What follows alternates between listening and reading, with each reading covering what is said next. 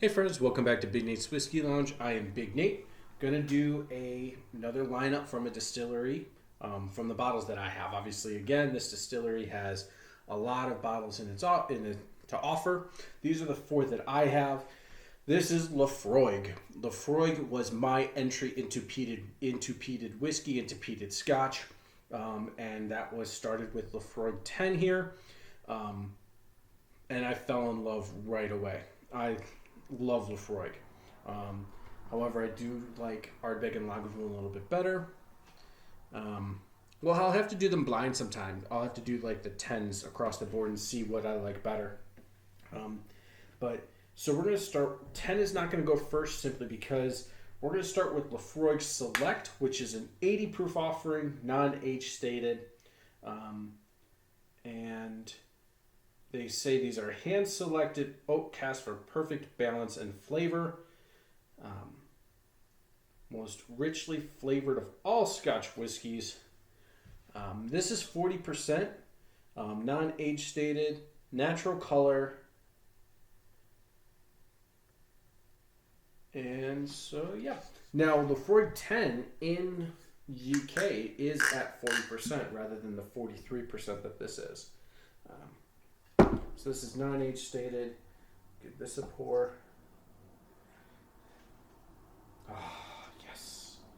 I love the smell of Laphroaig. The Laphroaig it's the peatiness, but I get a green oliveness on it, which I really like the smell of, which is very weird. However, not gonna lie to you. So I have Laphroaig Select, Laphroaig 10, Laphroaig Quarter Cask, and this is Laphroaig Cairdeas. This is specifically the Pedro Jimenez cask, and this is cask strength. I actually don't like this bottle. Whereas these are green olive, this is black olive. I do like black olives, but it is very weird in a whiskey. So this is very light on the nose. There's no coloring in this. We don't know how old it is.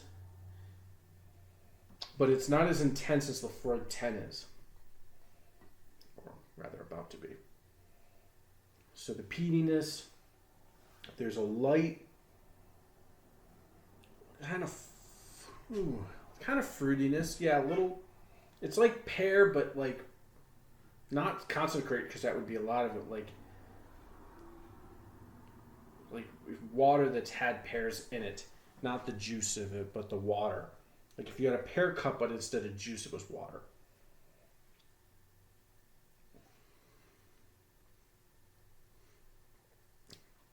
Very light on the palate. The peat's there. Peat kicks in. If you don't like peat, you're not going to like this. This would be a little more aggressive.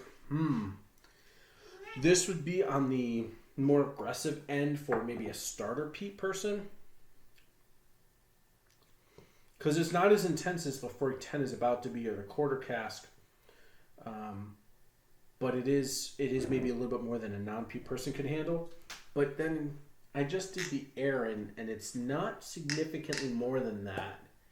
So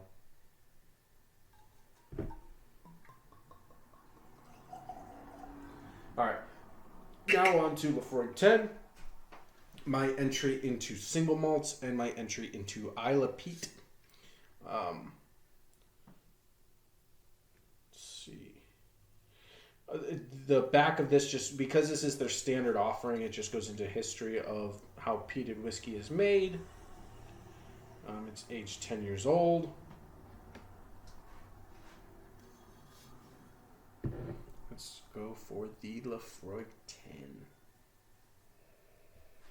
Not significantly more. So maybe it's just because I'm used to peat. It's not significantly more peat heavy than the Select as I thought it was going to be. So going back, maybe I take back what I said about the Select as being a maybe entryway. No, I'm just used to peat. So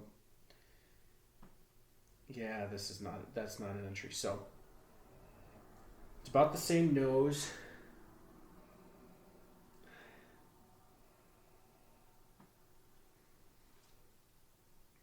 Color's a little darker. It's a little older. Does not say if it's colored or not. It does say the Select is not.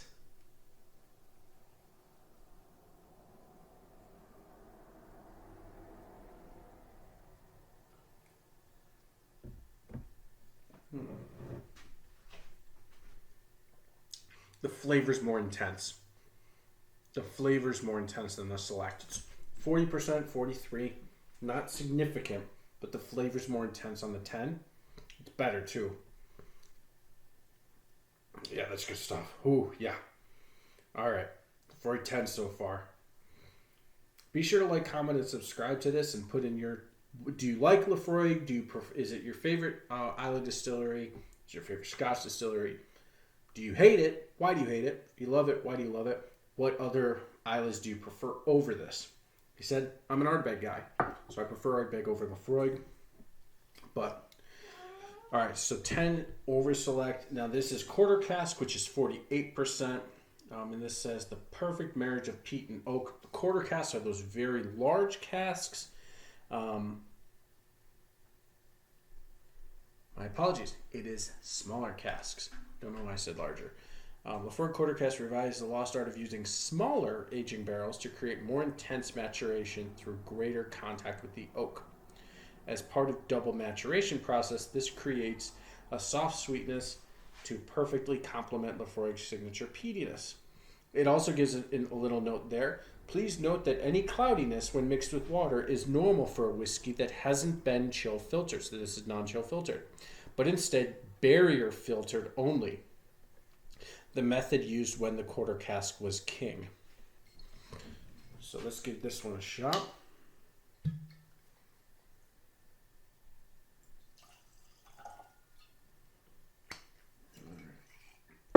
Hope you're enjoying this video so far. Hope you're enjoying my channel so far. When it comes to when I'm doing a line, sometimes I don't always give as detailed notes as I do on other stuff, so I apologize about that. But the nose is not any different than the 10 and Select. Still peated. Maybe a little more floral than the 10 was, whereas the 10 was pretty fruity. There's a little touch more floral.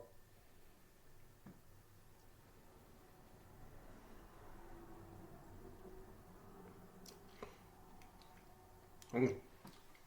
5% kicks in, you can tell.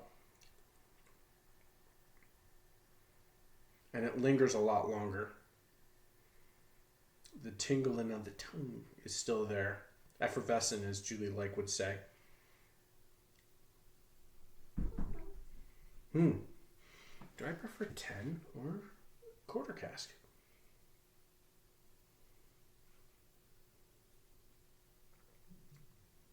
I prefer quarter cask. Quarter cask, quarter cask, quarter cask. It's more oily. It's just more layered. All right.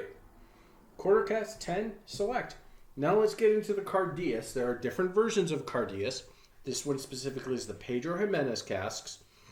It is cask strength, non-age stated.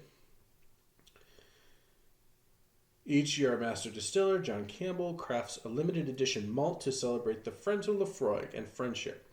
Cairdeas in Gaelic. Cairdeas 2021, this is a 2021 release, is triple matured. The first maturation is in first fill American oak ex-bourbon barrels. Second in American oak ex-bourbon quarter casks. And finally finished in European oak hogsheads, originally containing PX Pedro Jimenez sherry.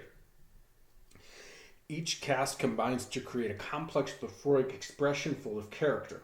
The influence of the Pedro Jimenez cask adds a sweetness which is balanced with oak and all the much-loved classic Laphroaig flavors of peat, smoke, and salt. I forgot to mention there is a brininess that goes throughout the three. More intense on the quarter cask. All right. So, Laphroaig Cairdeas, Friendship Distilled. So, cheers, friends. This comes in cask strength at 48.9% ABV. See how dark this is. It's almost like a bourbon. You can even tell between these two and this just how dark. Like this could be this is as dark as a bourbon, as a honestly a decently aged bourbon too.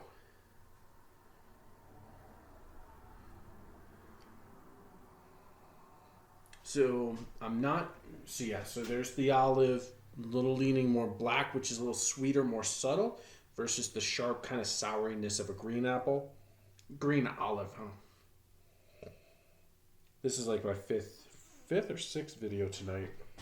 Do 1, 2, 3, 4, 5. 5 videos tonight.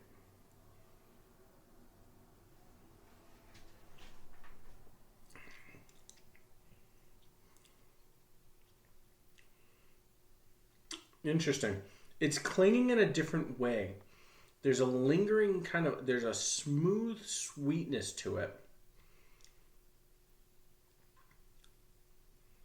Okay, so probably at the time that I had this, I was not very educated on sherry. Not really into wine. I believe sherry is a wine. I had a buddy of mine bring a bottle of sherry to the cigar lounge one time, and I had a very small sip, because that's what you do. You don't drink a lot of that. It's very thick. It's very concentrated. Pruny is what I get off of that. I had this beforehand, was completely turned off by it, but then I'd had the sherry, and now I'm starting to be able to pick it out in sherry finished whiskeys.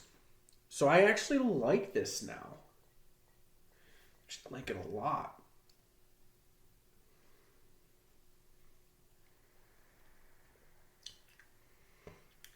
It's going to be number 3. I like it because I don't dislike any of these anymore. We're going to go quarter cask, 10, Cairdeas, and then select. That's going to be my ranking for the Laphroaigs that I have in my collection. I really appreciate you guys sticking around and watching. Be sure to like, comment, and subscribe. And I'll see you on the next video. Cheers.